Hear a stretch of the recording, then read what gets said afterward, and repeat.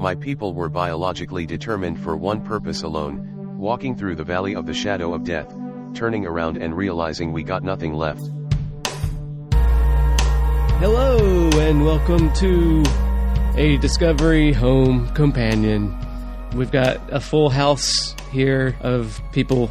Some may say companions. I don't know what. Anyways, yes. So we got some of our regular people you might recognize here. My name is Wade Bowen.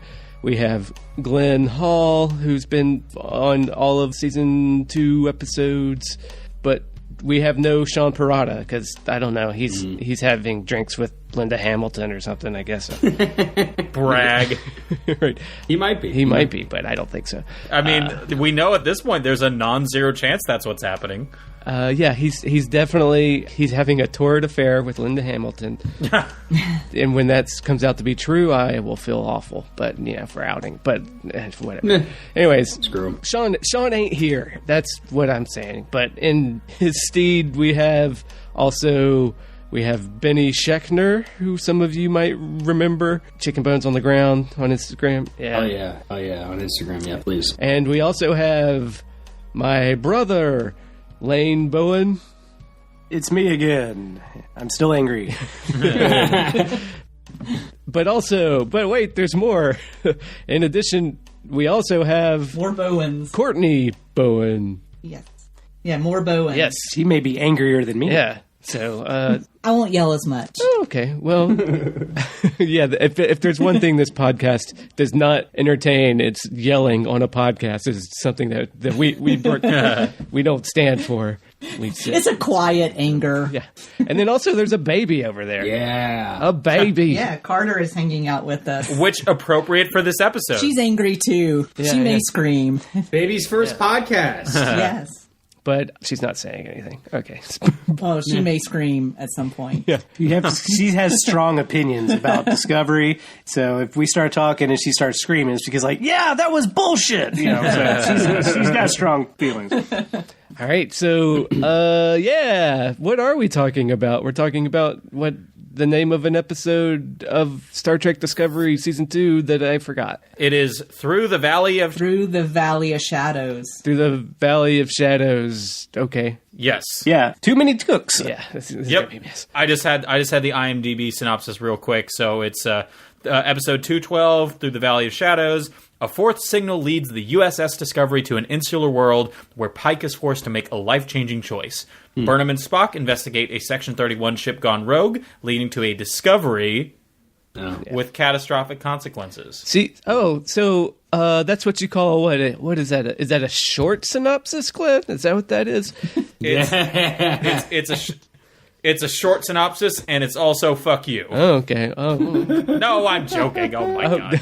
I was like, what? I'm clutching my pearls, sir. Yeah. Your classic. You're famously. How dare you? How dare you? Get off this fucking podcast. Listen, last week you questioned my commitment to Sparkle Motion, so this is me redoubling my commitment to Sparkle Motion. All right. Sparkle Motion. It's a Donnie Darko reference. No, I've never seen it. Really? You've never seen? Okay, we'll talk about that later. It's playing in a theater out here soon. I might go. Oh, you totally should. It's awesome. Yeah, so that was a quick synopsis. World record. It's good. Yeah, well, you cheated. You stole it from IMDb. Yes, 100%. Yeah, I'm just going to open it to the floor because I don't even know what to say anymore. What'd y'all think about this episode, Lane and Courtney? My plot synopsis was, nothing happened, but lots of nothing happened. That seemed... Yeah, there's a lot of activity. Did any with plot move happening. forward? There were 3 plots, A, B, small c plot, and nothing. They spun their wheels on all of them. We found out that the things we already know are going to happen are going to happen. And then we repeated some other stuff that we already knew about. That's pretty much all that happened, right? No, just thinking, so one plot is Michael and Spock go to a starship, have a fight with a control bot, and come home. Mm-hmm. Pike goes to a Klingon monastery, picks up a rock, and comes home. And the last plot was people on Discovery having lunch. Yeah. And that's the whole thing. Nothing happened. There's a lot of activity, but it doesn't go anywhere. See, there's our quick plot synopsis. That's how it's done. Yeah, that was great. But time crystals, y'all. time crystals are a thing. Okay, yeah, I got a lot to say about the time crystals. Let me ask a question about time crystals. Yes, Benny, you're the guy. Have you been keeping up with this season at all? No, I have not. But you did watch this episode. Yeah, I did watch this. I did watch this episode. So, what is your synopsis? Tell me exactly what is happening from the point of view of an expert that definitely knows everything about this show. I understood absolutely nothing of what was going on. Okay. You didn't miss much, yeah. I just want to chime in that Benny requested that I call him to summarize this episode for him to better understand it. Which he did. And I still don't understand it. Right. But I just have a question about the time crystals. This doesn't, and again, not an expert, but doesn't strike me as a Star Trek-y kind of thing. No, it's very not Star Trek-y. Have they ever done time travel before? That just seems weird. Oh, they do time travel all the fucking time. Time travel is a big thing, yeah. But not this dumb. Yeah. With time crystals. Usually they have a convoluted explanation that actually is like semi-pseudoscience that doesn't really make sense, but they at least try and make something. That was my problem. This was like, we have a magic rock. Done. Yes. That's it. That's what I thought was weird about that it. apparently just grows it's like a mineral. Yeah, they don't even have to do anything to it. Like, apparently all those convoluted, like overly science time travel explanations that you've done in every other episode of Star Trek were completely pointless because the Klingons all this time have been able to just pick up a rock and do it. yeah, which by the way, the Klingons don't seem like the type of people that would just like sit on that kind of power and technology. Right. Like, I mean, like they're this big warlike race, and all the time we've known them, they haven't used these time crystals to their advantage. Yeah. I mean, that was Ash Tyler, Clem Fandango even brought that up when they first brought up time crystals. They're like, well, if the Klingons got a hold of this, they would go back to the primordial ooze and kill humanity before it even started. But the Klingons do have it. And he's like, no offense. And Ash is like, no, they would have totally done that. But here we learn, no, they wouldn't. It was like, come on. Well, if I may play a Kurtzman's advocate here, I think maybe Get off my podcast. I knew that would get you. So I think maybe what they were trying to communicate, which they obviously did very poorly, I think they wanted to get two things across. One, that the Klingon society treats this planet and these crystals in particular with some sort of, pseudo-religious significance, hence the monastery. But on top of that, I think what we're supposed to believe is that while they have the time crystals, they do not have the technology to utilize it to, truly travel through time. Like, it seems to me more like, obviously we see what it's able to do to the people that just live there, which is just make time move a lot faster. And beyond that, it's not fully formed, but I think they were trying to basically say, they have the fuel, they don't have the tech to use. mean, maybe. It feels pretty sloppy. Yes, it's very sloppy. I mean, that's the thing, like, Boreth, to get all canon nerd, I'm pushing my glasses up. I mean, Boreth is a thing that exists across Star Trek franchise. It's not the first time they brought it up. And here, the whole time is like, oh, there's a temple to Kalis on Boreth, and that's where Worf goes in TNG, and where he comes from at the beginning of DS9 when he jumps on. And the whole time, and then this episode says, oh yes, it's a temple to Kalis, but also it's not... That houses time crystals. Yes, but it's a totally separate thing as well, but also there's this time crystal part that the Kalis people don't. They just it's Kalis, which is a big Klingon thing, but also this other thing that we've never heard of and is actually more important than Kalis. Yeah, and friend of the pod, Ryan C. Britt, he interviewed the writers for this one, and they're like, oh yeah, well no, this is probably a separate place than the monastery where Worf hung out, because this is so much different. But it's like, okay. So there are two competing monasteries. Yeah, it's a monastery planet. They got They got what we need a monastery. They got a monastery for you. You want a time monastery? We got you covered. You want a Kalis monastery? We got you covered. How about some of those gods we murdered back in the day? We got those. We don't go there anymore. You want a used Prius? We got it. But this is the only non-native structure on the planet, as this one too. They say in this episode. Oh, it's a non-native structure? That explains some of the architecture. Yeah, I guess. Yeah, they had this like Earth-like church. I mean, that was a church. I love that. I mean, like I'm in a lot of churches. That was a church. It's probably a church that is in Toronto somewhere. Like Kristen, if we should have had an eighth person on this podcast, and she could tell us about where it is. Wade, I remember you described Discovery's version of Kronos as basically Klingon Mordor, and I would argue that what we saw in this episode was 100% Klingon Mordor. Oh, it was Moria. Yeah, Moria from the outside and Mordor from the inside. Oh, I thought this was like Klingon Minas Tirith. I thought it had some of those elements. Clearly, there was Khazad-dûm in one of those Elder shots. Yeah, for sure. That's true. Yeah. Now, I was expecting a Balrog to shoot up and tear down a bridge, and I guess that comes later. That would have been more interesting. That's the native species, I guess, because Klingons are native to Kronos, so the non-native building, I guess, is the Klingon architecture that looks like just a Gothic church. Yeah. But I don't know what the natives of Boreth were, and they were colonized. I mean, that's They're just dwarves. so lazy. Like, why make a Klingon monastery with, like, stained glass windows and the sort of woodwork architecture and marble columns? Like, make Klingon architecture its own thing. Right. Yeah. That's cool. Yeah, I feel like they did a better job of that in the third episode. Like, that episode was a mess and everything, but I liked Klingon Mordor fine. I thought it was amazing. But this one, it was just like, wait a minute, because it was very Gothic and architecture-wise, but they built the sets themselves, at least. This is just like, this is a building that we found. They just went to a church. And we're kind of dancing around the main plot point in Klingon Mordor, or Minas Tirith, as we would call it here, is the fact that L'Rell and Ash sent their son to a weird, unknown effects of time, like crystal planet monastery, which seems like a bad idea in retrospect. Well, I mean, yes. But I mean, like I said, Boreth and the Klingon monastery in Boreth is a thing in Klingon.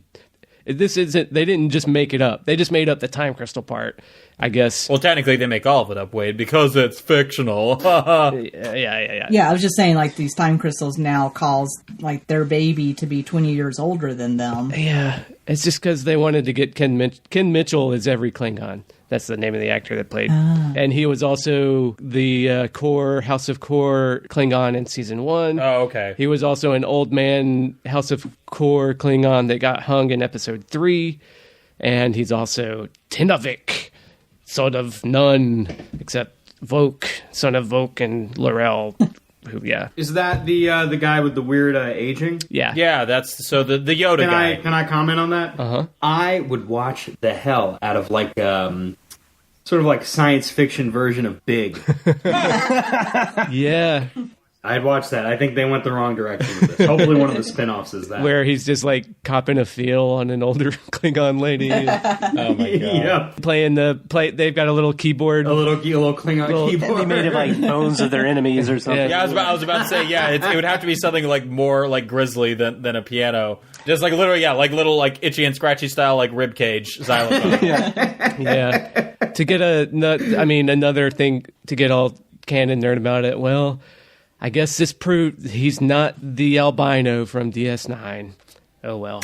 Oh yeah. That would have been really cool. Oh, is there a character on DS9 that people thought the kid was? I thought maybe that he would grow up to be the albino that Core and He still could be time travel, man. I They can guess. do whatever they want. Yeah, that's true. It's a good point.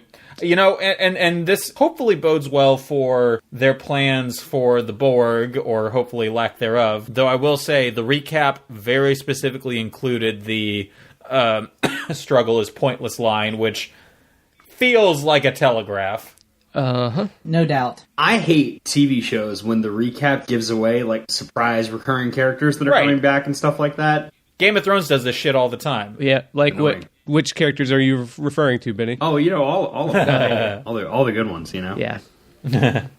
I don't think I understand anything that's happening. Well, I tried describing the overarching plot and then this specific episode to Benny.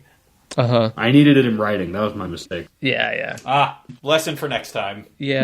I mean, it opens. She's watching her mom's old videotapes of Kima from The Wire. She mentions like a time storm. Once this time storm passes, I'm going to come back for you and your father. Like, yeah, that feels like bearing the lead. It's nothing. It's like, that's a throwaway. They'll never mention a time storm again. and then the 7 signals. Again, the thing I hate. I just hate the whole reasoning for this season. Yeah, I love that even Michael was like, oh, talking about these signals is pointless. I'm like, yeah, we all figured that out like 5 episodes ago. Yeah. Speculating about this, because it doesn't make any sense anyways, because these 7 signals that happened all at once, but they didn't happen, and they just happened now. Oh, well, time travel, I guess, huh? And they're all connected to Michael. Yes. Yeah. Because, of course. Because everything is. Yeah. She's everything. Well, they keep saying. Yeah, and look, I understand that she's the main character and, like, some stuff has to, revolve around her. But, like, good God. The literal universe revolves around, like, the galaxy revolves around Michael Burnham. Like, they actually say it in this episode, like, it all comes back to you. Or, yeah, you are the variable. It's all about you. I can't remember the words. Everyone on this show exists because of her. Yeah. The timeline, as it is, we wouldn't even be stuck in pre-Kirk days if it wasn't... We need to figure out how to fit her to Spock. That's the only thing that tethers this to this point in time. So, literally, the universe and time itself revolves around this character, because she's the only reason we're even in this particular time period. Right. Yeah, it feels so shoehorned in that, like, they just had to contrive all of these things because, again, I talk about this a lot, just the fact that, like, whoever is behind Discovery, and I guess we can put this on Alex Kurtzman, just does not trust that people watching this show will appreciate the characters themselves. They have to either, shoehorn in, like, existing characters like Spock, or they have to... create comically huge stakes. Right. Every sentient life being extinguished. Yeah, I mean, that's the thing my central theme of what I don't like about this, why I don't even hate this season as much as I did season 1. It's just like, but the central conceit, like, it makes the galaxy so small. Right. Everything, it happens because of Michael Burnham.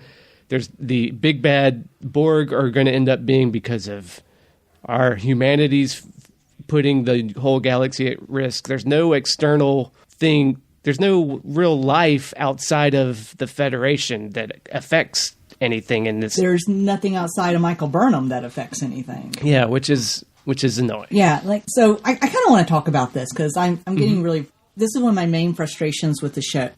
I feel like every other Star Trek series has had like an ensemble cast and they've actually worked with that cast. Mm-hmm. So like, even if there's like one character that each show focuses on, which is usually the captain, other characters get episodes and they get a background and they get personality and they get stuff to do. And with this one, it's literally Michael doing everything. Like, she's the key to everything and she gets to do like every single mission and whatever that they're doing. Like, in the old series, if they had an away mission, they would look at the away mission and go, okay, who do we need to send to this that would make sense? Like, do we send our engineer? Do we send our doctor? Mm-hmm. Like, there's a plague. Okay, let's send the doctor. Or, hey, this starship is broken down, so let's send our engineer.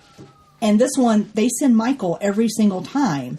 And she's like, what, a xenoanthropologist? Yeah, I was about to say, that makes sense. That's why are you sending your xenoanthropologist on all these away missions? Well, it would make sense if they were, like, actually meeting some Xenos. Right, yeah. What Star Trek is what they give fleeting name service to when it's about exploration and finding new lives and, new civilizations, but they haven't done that. It's all about... So if they did that, her job would make so much sense. But it came into play once when they went to the Kelpian planet. Yeah. And ironically, like, I would think that, I don't really know what a xenoanthropologist is. I'm guessing it's like the study of others. Of alien, and it's just alien anthropology. So, okay. That makes sense. So I would think that a xenoanthropologist would have some sort of knowledge of, like, cultures and humanoid behavior. And Michael doesn't seem to have that. Like, I mean, I think that her character is supposed to be all about, have this sort of action bias where it's like, we can't sit around. We've got to do something. Mm-hmm. It's all kind of instinctual and just flying by the seat of the pants. And she never stops to go, oh, here's some human behavior or at least humanoid behavior that makes sense. So, like, the one thing that she's supposed to be good at, she's not using. It's like everything else. She's great at everything except for her field. Yeah, because the whole time she's just, like, saying, they're like, Spock or Pike will say, well, we can speculate that this, and she's like, no, shut up, that's not true. And like, maybe you're hey, I know we've said it a million times, but let's say it some more. This is all because of you, Michael. And she's like, fuck you, no, it's not. Right. It's like, well, all right, enough rejecting the call or whatever it is. Yeah. Yeah, but something to be said for this episode, at least Pike shoots her down, or no, he shoots Ash down to go look for his kid. Right. This episode, Pike goes on the away mission to pick up the orb of the prophets. I mean, time crystal.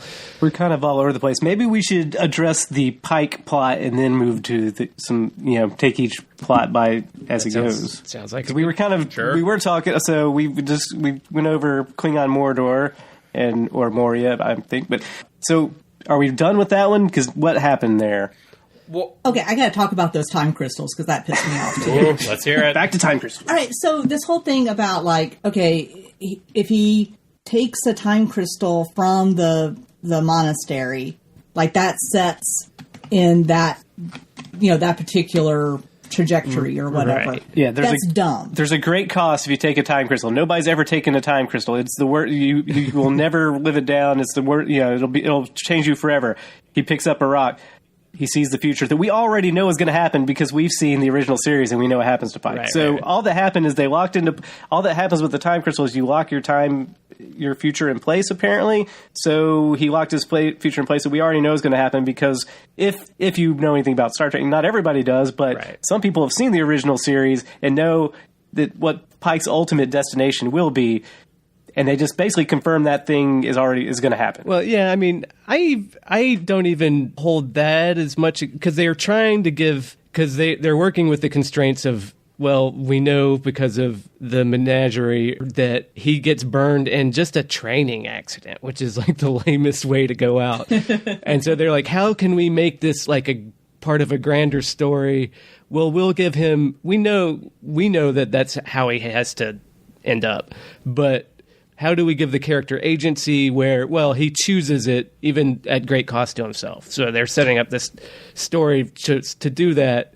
I mean, and so because the idea that like they gave him agency by taking away his agency. Yeah, but he never had. He gets to choose to that. He never really had agency because we know that's how he's got to end because of the original series. Right. So nothing really happened in that plot except we found out the future that some people may not have known about, but if you watched enough Star Trek, you would find out about. But the whole idea that but at least, but it makes him a participant in that instead of just like he has to, it gives his characters stakes where he has to choose something at great cost. Okay. Which I still really hate this idea that like, I just take this rock out of this place. Yeah, right. And that locks in my future. Well, it's like that seems like a huge leap to me. A MacGuffin stone. Yeah. I mean, like kind of a blatant. I mean, if we're gonna get all I just looked up time crystals.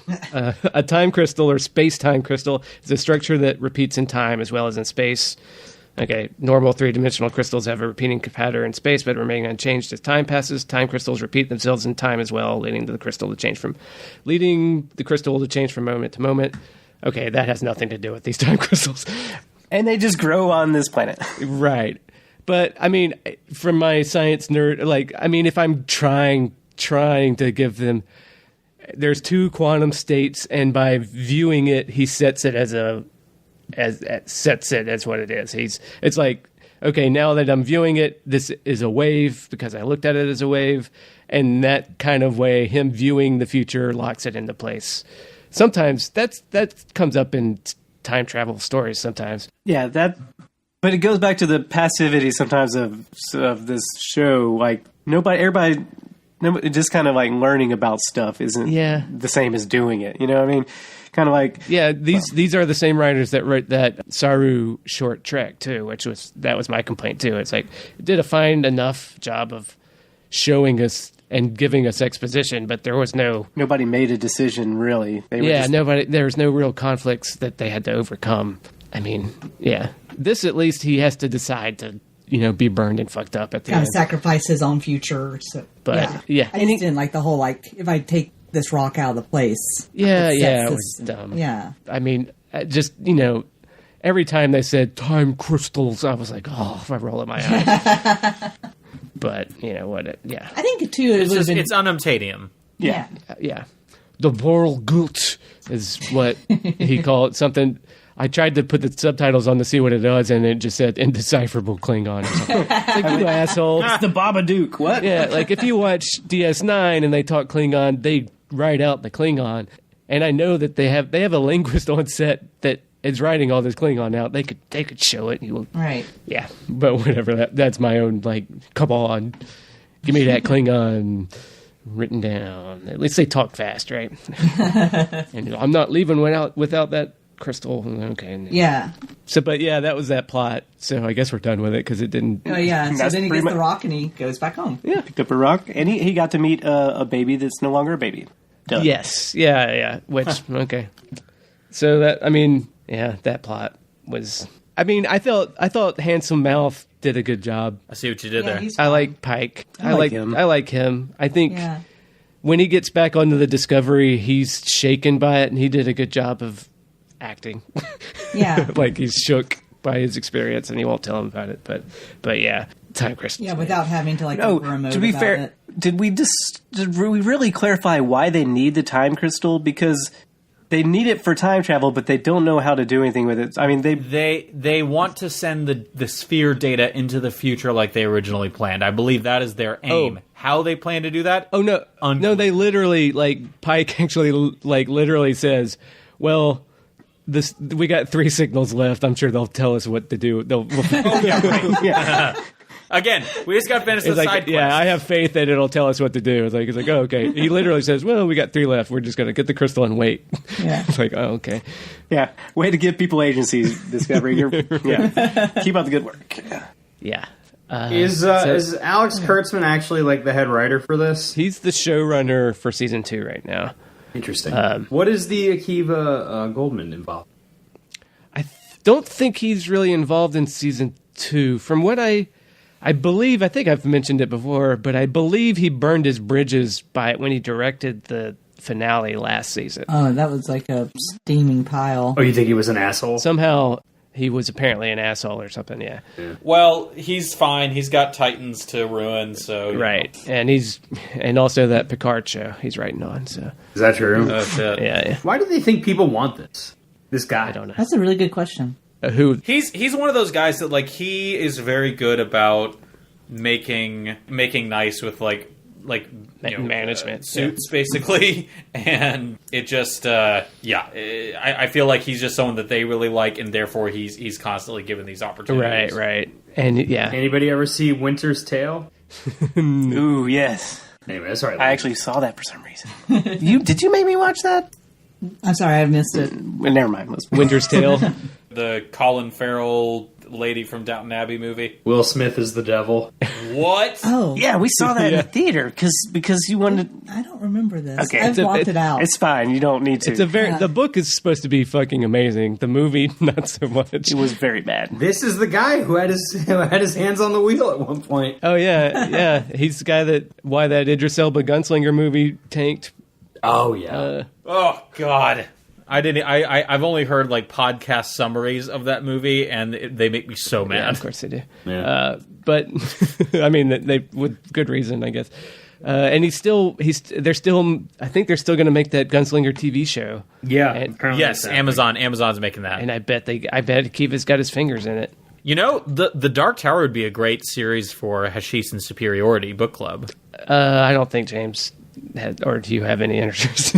But. Well, it's just a suggestion. Yeah. No, I mean, who knows what that'll what we'll do next. I mean, they're fucking wild. So like, right. Maybe not Alan Moore's Jerusalem level, but sure. Suggestion. Okay. I'll put that in the pile of suggestions.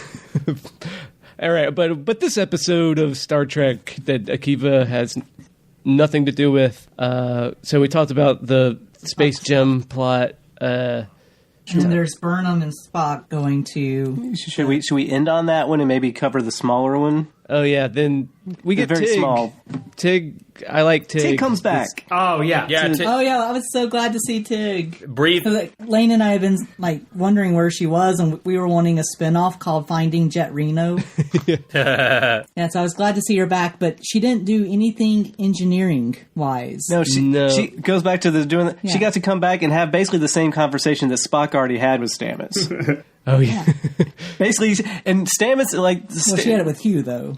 Yeah, well, she had it with both. Oh, that's right. Yeah. So, going back to the same nuts spinning their wheels, I just want to... That plot line, people talk at the lunch table, Stamets gets up and at some point has a conversation with Jet Reno, and then Jet Reno later has a conversation with Hugh, where basically they just keep telling everybody telling Hugh and Stamets about their relationship, and Hugh and Stamets not doing anything about their relationship. That's the plot line for them every time they show up. Yeah.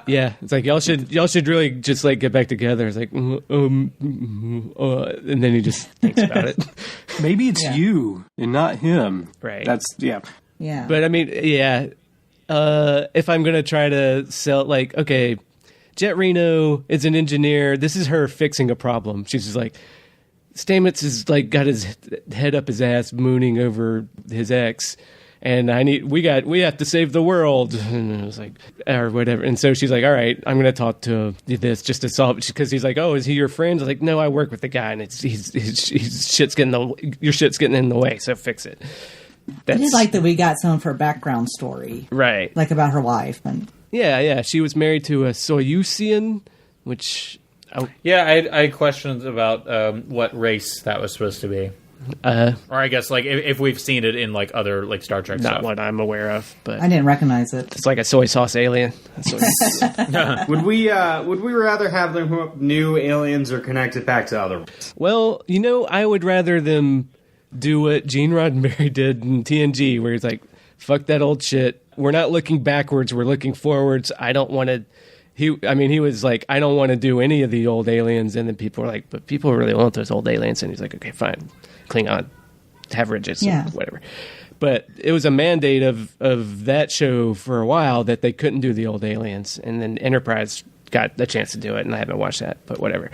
But, like, that's what I think Discovery should be doing, but it's not looking forward. It's stuck staring at the past and in the same galaxy we already know instead of expanding on it. Shrinking it's so frustrating. It's so clear. I feel like shrinking it down. they're not really working in the bounds of that. Like, I felt like Enterprise did a really good... I mean, I haven't watched all of Enterprise, but I've watched maybe 2/3 of it. And I felt like they did a pretty good job of, like, hey, we're going to make this look just visually like it makes sense. Like, this is sort of in between where we are now and where we get to the original series. Right. And I feel like Discovery isn't doing that. Like, it's like they got all this crazy technology and everything looks so different and more advanced. Like, even the phasers shoot differently than the original series, even though it's supposed to be contemporaneous. Right. And I kind of feel like, go one way or the other. Like, if you're going to be contemporaneous with the original Trek, then try to make it look somewhat, contemporary. I mean, like, I understand you don't want to make it look like 100% like the original series, because nobody would want to watch that. Right. But make it look, like it makes sense. Or if you want to do all this, like, crazy visual stuff and have this new style and these new aliens and everything, then let's go 200 years in the future where you could actually tell some new stories and do something. Right. Like, you could even do that whole Fetterish thing from the short treks. Right. They start showing the like downfall of the Federation. Start showing like it breaking and cracking. Yeah, that's one of the hot fan theories and guesses, predictions for what they do at the end of the season. It's like, what if they just like at the end of the season they just jump to the future and just like, all right, fine. Seems like a great idea. That would let's be, do that. They should do that. Yeah. They should do that, but you know what? The dangerous part is that they do that, and then they're like, "All right, yeah, that's a great idea. Now we can tie in directly with the Picard show." Well, which would be a bad idea. That feels like what'll happen. yeah. I actually was thinking about this the other day. Like, I wonder, because, I feel like they're going to have, I think, like 3 live-action Star Trek shows at once. So Discovery, plus the animated Michelle one. Yeoh one, and the animated one. So I wonder if they are going to attempt to do, like, crossover events and, like... Which goes back to... Which is why they're introducing the Borg. Right. They're introducing the Borg, so when the Picard show deals with him, well, all the Borg stuff, because that's big in Picard's backstory. Right. They're going to deal with the Borg. They're introducing Borg now, I bet you, so they can tie it in to the Picard show. To be fair, we do not know for sure that that's what they're doing.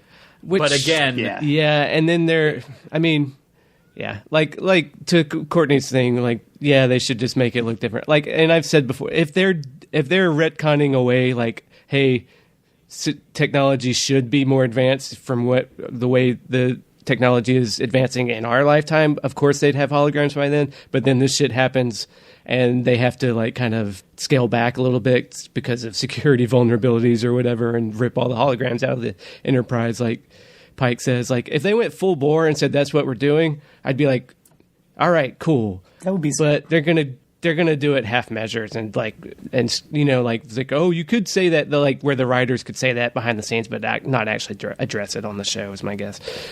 It's kind of like everything is just enough so they can go, but actually to the fans whenever people have a canon problem. That's you see if you look at this in exhaustive detail, technically this is clever. Right. Yeah. Right. They do just enough to, but actually to the fans. That's kind of their MO. Right. Yep. So that was the baby C plot with Tig. Oh yeah. I should also. We forgot the the lunchroom high school scene. The lunchroom the word game, which I don't know if anyone here watches Mitchell and Webb, but there's a sketch about a game show called Number Wang, which the joke is that it's literally just people shouting out random numbers with no, like, actual rules. And they do a version of the sketch where they do Word Wang, and it is just them like shouting out random words, and that is exactly what this scene is like. It's Number Wang, yeah. Well, I thought, how, like, the way they introduce any character or develop any character other than Burnham or maybe Stamets or Pike or Saru is to have lunchroom banter. That's all they seem to do with everybody. They don't have anything else to do because Michael's doing it all. But also, how insufferable must that table in the cafeteria be? Because they're talking about... No wonder the cool kids don't want to sit with them. Because they're sitting here talking... And think of it in the future, they're talking about word games based on, antonyms. Yeah. So in the future, where you have thousands of alien languages, how pedantic must it be when they're calling all this? The only way that works is if they're talking about what might be an obscure Earth language to half the people. So that's how pedantic this fucking table of nerds is in the cafeteria. They're like, oh yeah, let me talk about this game. That's, it's like a bunch of kids bragging about being in Mensa or something. That's the table. Of course, Stamets gets up to walk away. He's sick of that shit. He's really upset about his ex or his husband. He's sick of this bullshit lunchroom table. I don't blame him. I was not a bully, and I've never hit anyone in my life. But if I were in high school and there was those people, I'd beat the shit out of them. I kind of feel like if you're playing an auto-anonym game, like Oversight and Earthbound should probably come up pretty early in the game. Okay. So I don't even think they're very good at their, bullshit. Well, so just for my benefit here, I just want to make sure I'm clear on what an auto-antonym is. It is... So it's saying... just Google it's it, man. It's a word that can mean two separate things, right? Right, two opposite things. So, like, Earthbound, you could be going toward Earth, or you're stuck on Earth. Yeah. Right, okay, that's... I was pretty sure, but, like, this thing was so stupid where it just is like, why are we devoting any energy to this concept whatsoever on this show? Yes. Like, this is not...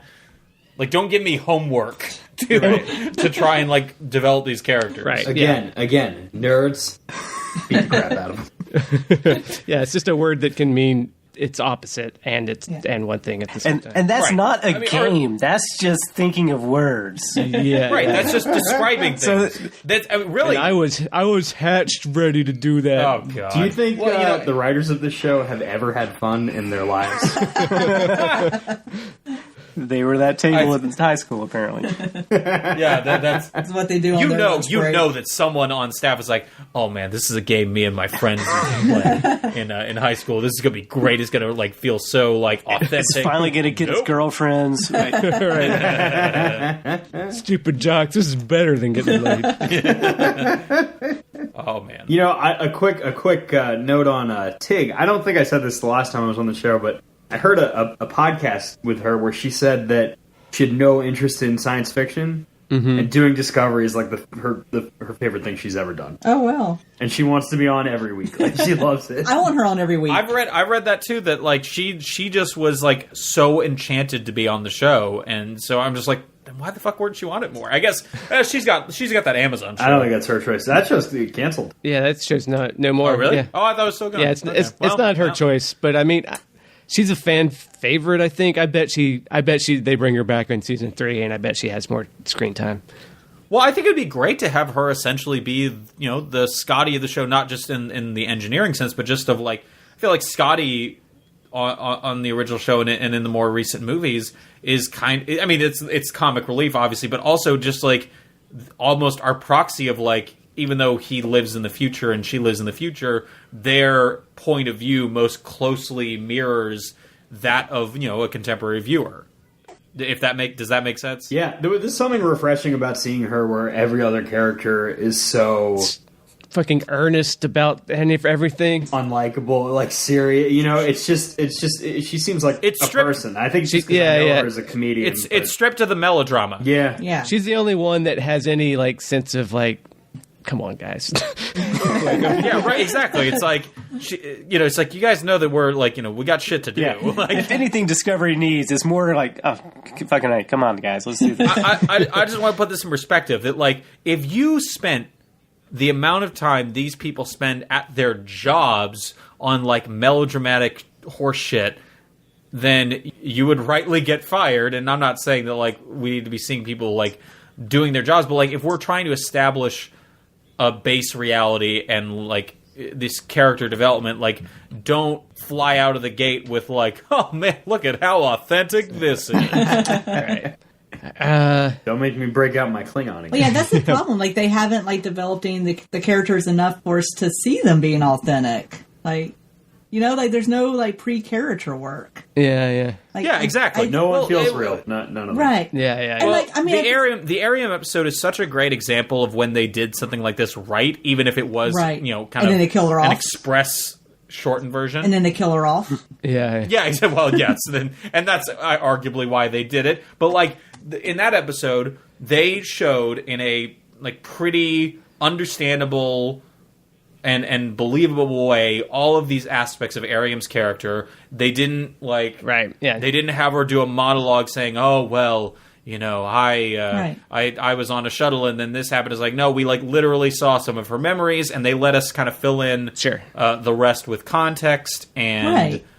you saw Right. like her and Tilly's interactions in the process of the work they're doing. Yep. I don't know. There's something about that episode. They executed it very well in a way they have not really been able to duplicate. Yeah, in a I lot of- totally Well, agree. it's the only one written by Michelle Paradise.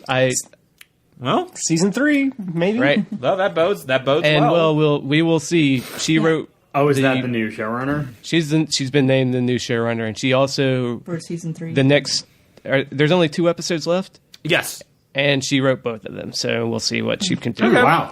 Interesting. Well, yeah, because I think this is like a writing 101 problem, and I agree. Yeah. I think she did a much better job. But I've actually started rewatching Deep Space Nine for like the millionth time, and so I'm watching.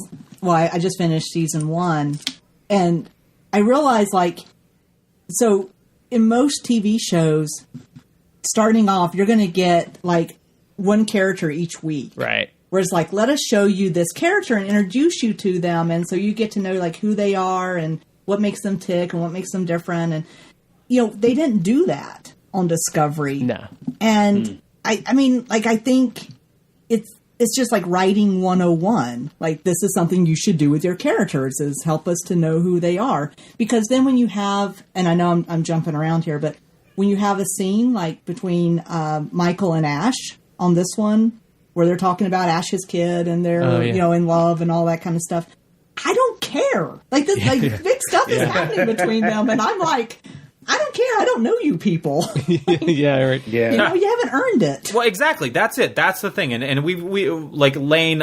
You mentioned this a lot on the Arium episode. That like there's stuff that they like haven't earned, and there's stuff that they have earned, and the difference is so striking. Yeah. Yeah.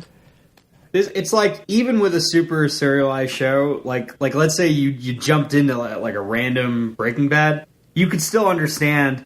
Like, okay, he's a family man who is also doing drugs, and you understand what that means about a person. Right. I have no context for any of these people. I mean, also because I have not seen any of the show. But that might be part of it. But they're not given context for any of the people. Yeah, that would make more sense. But I mean, you're only missing plots. You have not missed anything as far as what these characters are and what motivates them. You just don't understand the plot, but you haven't missed anything about who these characters are. That's what I'm saying. Yeah. I feel like you should be able to understand. Yeah. All right, so we got one, the B plot left in this, arguably the important plot, because it's the one that's Michael's plot, because she's the one that matters. Well, I don't know what they accomplished. Nothing. Well, okay, so what happened? She was like, we got to go after Section 31, and Pike is like, we can't do that with our ship because we're what it wants. So that's stupid, Michael. It's like, oh, okay. And then they take a shuttlecraft. Then Pike is dealing with Klingon shit, and so she's like, I'm going, and she asks her dad because she knows mom's going to shoot her down. She goes up to Saru, and he's like, yeah, knock yourself out. I don't give a fuck. I'm crazy now. I lost my threat ganglia, so whatever. Yeah. So here's the thing. While we're on this one, I just want to did anybody else feel it like it was a huge, after the big climax from the last episode, we have this big shootout, this big stuff going down, Leland gets blown up and he teleports away. We're on this big kind of cliffhanger of last episode, what's going down. Sorry, Benny, you don't know. Nope. So, but then this episode starts off with nothing. Like, we ended on a huge cliffhanger, and it just felt kind of like, it started off like, We've just been hanging out for a little while since that happened. Yeah, it just seemed like it was, I mean, I expected it to be like kind of picking up where we left off, but it picks up, we're like, sure. And, okay, well, we're just going to do this other thing now.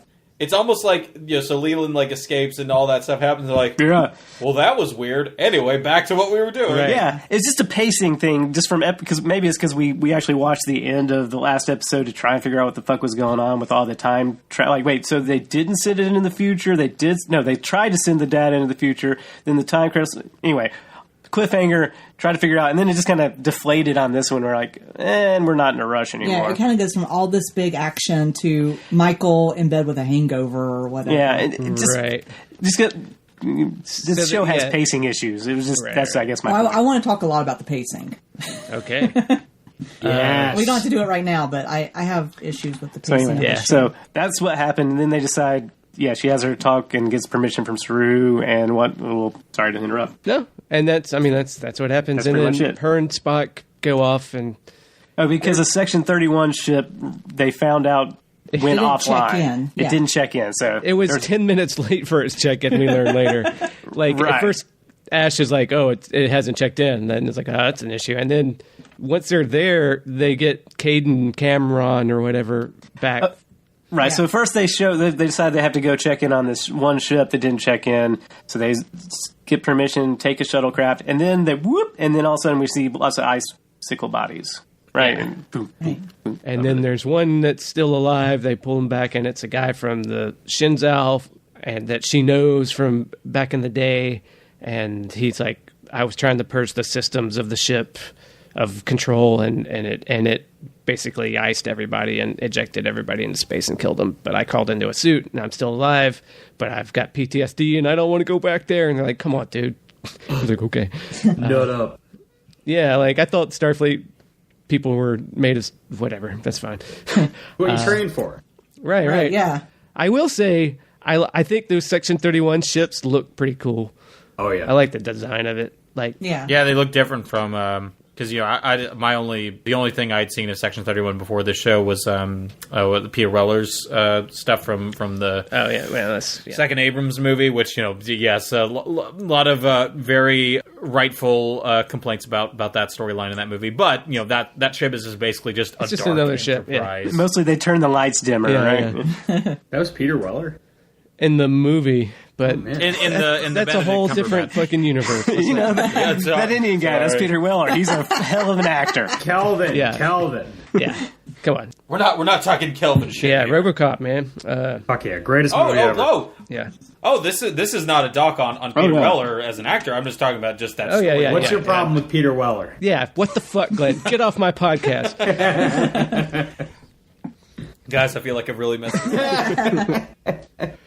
Yeah. And then, so, basically the whole time we learned it was the Cameron Caden or whatever is actually a Borg or not Borg. Actually, they're so much more advanced than the Borg because they can replicate it. He's like, oh, just like Leland, I replicated and reconstructed this body. And when the Borg fix people, they're all fucked up with implants and stuff. Right, yeah, they're which maybe that'll be the storylines that somehow they'll send Control back in time, millions of years and galaxies away, and somehow he'll in some ways be worse and some ways better, in terms of technology. I get the feeling this is going to be to the Borg as Prometheus is to Alien.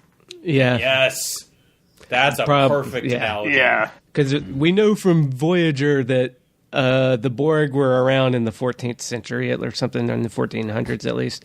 Right. I read that in a recap. I didn't know that off the but so they get sent, and all the stuff with this Borg stuff, it's going to annoy me because, and I hate to be a guy that's like, it was better in the books.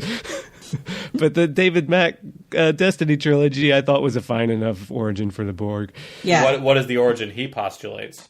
Well, they're not humans. Courtney, you've read that stuff, right? Yeah. Actually, I really liked that whole Destiny trilogy or whatever.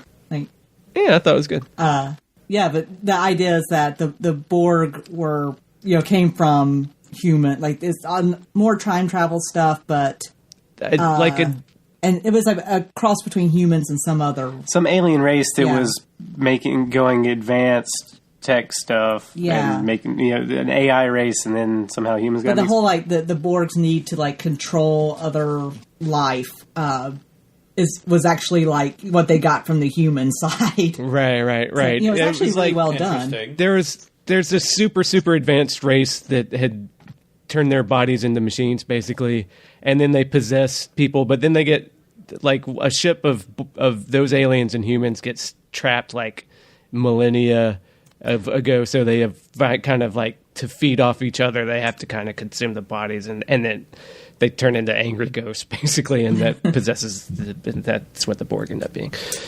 Go read the book. It's whatever. It's much better than our synopsis. Right. We did a Patreon bonus where Hugh and I read it. Oh, really? I explained it. Yeah. But go sign up for that. That's neither here nor there because that's all gonna get retconned as not on TV, not part of the canon, and whatever. And now we're just gonna have super. When you have the creative vision of Alex Kurtzman, how can you possibly do anything else? Right. Just a weird. I don't know if it's a recommendation, but Alex Kurtzman and Robert Orsi did make one non-science fiction movie, not that long ago. I think it's called Welcome to People or something. And if you want to understand how bad they are at writing, go find yourself that movie. Benny, it's with Chris Pine and Elizabeth Banks. Benny. Yeah. I could not be less interested in a movie than a blockbuster science fiction written by Robert Orci and Alex Kurtzman. I'm getting the exact name just to make sure I got it. Yeah. Give me a half hour. If you had said Welcome to Marwen, I would have. Then I was like, okay, that tracks. No, it's called People Like Us. Check it out. Okay. People. All right. I will not. I emphatically will not. But I will. I'll look at the Wikipedia. But check it out. Yeah, the story is that Control that possesses this body was trying to sneak off to Borg out on stab Michael Burnham in the eye, and so if it took control of her, it could sneak back onto the ship and steal the data. And Spock points out that you're what it's afraid of, so maybe we can change the future. And she's like, "Oh, okay, I believe you now. Now I'm not grumpy about it." So yeah, they go on a ship, and did they accomplish anything while they were there other than, hey, let's mess around on the computer, we have to separate, and now a Borg attacks her? And that was it, right? Did I miss anything? I think so. Again, I'm not super clear on if they actually accomplished anything. They get on the ship, and the ship is warping to a destination, and then they pull it out of warp, and then Spock is like, "You don't want to see where it was going?" And she's like, "Nah, fuck it." But then they ask about it when they get back to the ship. Yeah, and then they get back to the ship, and we learn it was just headed right outside of Federation space for some reason. So who knows what, or just it was a goose chase. Just to try and pull her away so they could take her over. Yeah, I don't know what they accomplished other than that now they know that it could be anybody, and it, they did that to Leland, they did it to Cameron. So now anybody could be it could be Control, and then control agent. Then 30 ships, pretty much most of the fleet for Section 31. It's like almost all the fleet. It's like, oh, is there a 31st? And that's how many ships they have in the Section 31 fleet. Which another thing I thought was basically the cliffhanger, which was also, I thought, having watched the previous episode, it was also on the next on Discovery, the cliffhanger for the next episode of Discovery. That's crazy. So just to show you how much nothing happened on this particular episode, the next on from last episode basically told us what happens on the next on for this episode. Do they need to do less episodes of this show? Yeah. Maybe. I don't know. Yeah. I don't know. I know the original pitch for the series from Brian Fuller was, an anthology where each season is a different story, and that's such a good idea. What a shame. Yeah, it cost too much because they were going to go to they were like, we could go to different centuries and tell different timelines, and we'd have to make a new ship every time. Can't reuse our sets. Yeah. But that's fair.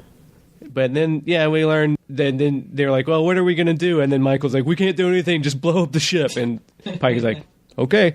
And, all right. And then they're like, okay, we're going to run away. They're going to put everybody on the Enterprise, I guess is the plan. So we get to see, next time we get more number one, or yellow suits, and get Rebecca Romaine. So maybe we'll get some of that set design that we talked about. We thought that they should have gone with for the entire series, where it at least was influenced by the originals. It doesn't have to be the same, but at least be influenced by the original series. Right. So that we're going to see what they should have done maybe for the whole series instead of just this one episode. Right, yeah. Rebecca Romaine's going to be in the yellow Redux version of the original uniforms. Yeah, because that would have been fine if that's what the whole show looked like, honestly. Yeah, but, I think so. Yeah. I've been happier with that. I mean, just to make it make sense in the where it is. Right. I mean, that's what they say the new uniforms look like, but they're still stuck in these old ones for some reason. I don't know. So I want to talk about the pacing real quick. No, go. Because, you were just saying, at the end, she's like, we need to blow the ship up, and Pike is immediately like, oh, okay. I feel like that was the pacing of the whole show. Everything is happening so super fast that I couldn't see where characters were changing their minds or going through the process of making a decision. It seemed like it was so choppy. We should do this. No, we should do that. Okay.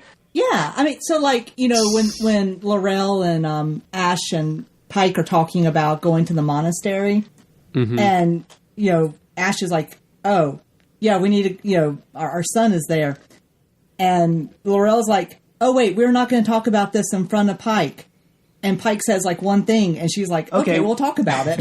Well, if you insist, twist my arm. And then Ash is like, wait, we can't talk about that. And he's like, but wait, okay, we can talk about that. I'm cool. Hey, guys, I'm cool. They are, all right. Oh, well, that's yeah. It just seems like there's a lot of no, we're not going to do that. Yeah, we are. Oh, okay. Yeah, Yeah, that's what the show says. Yeah, it does that a lot of times. Or this is the thing that is happening, and then immediately, and now it's different.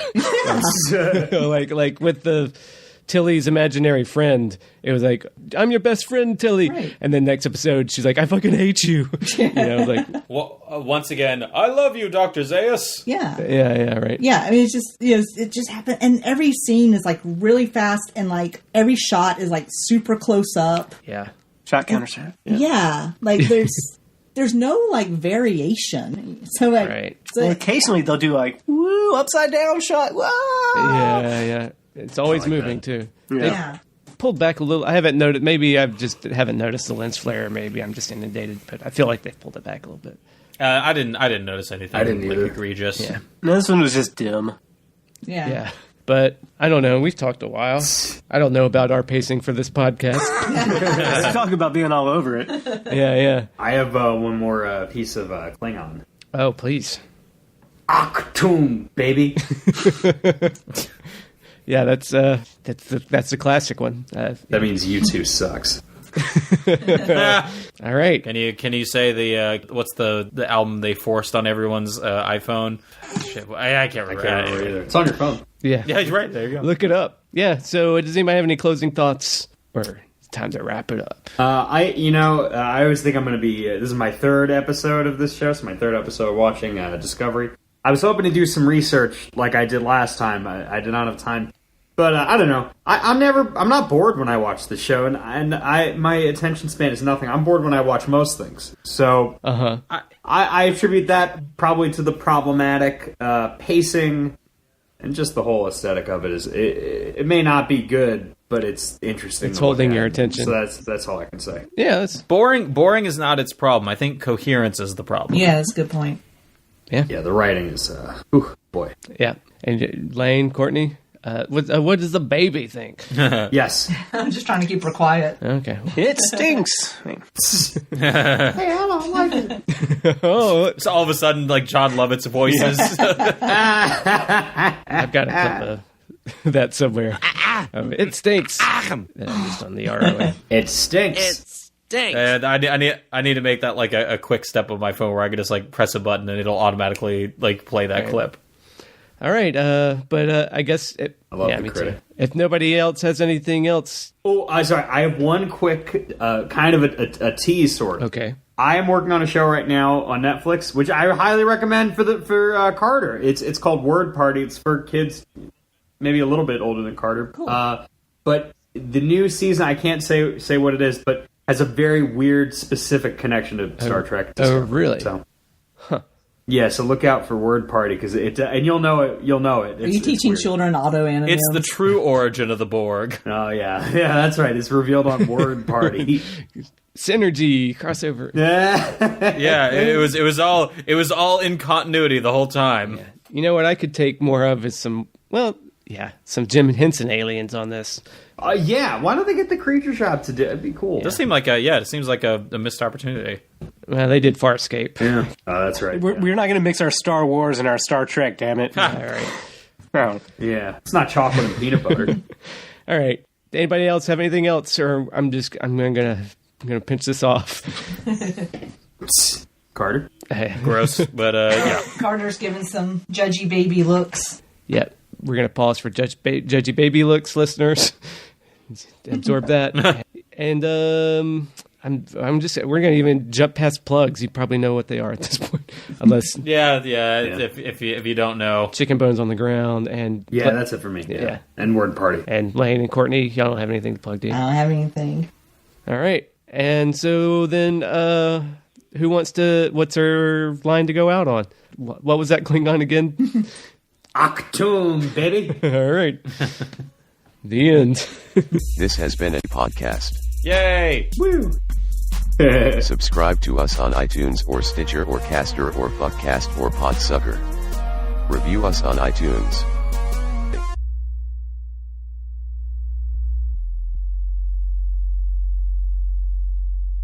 Good night.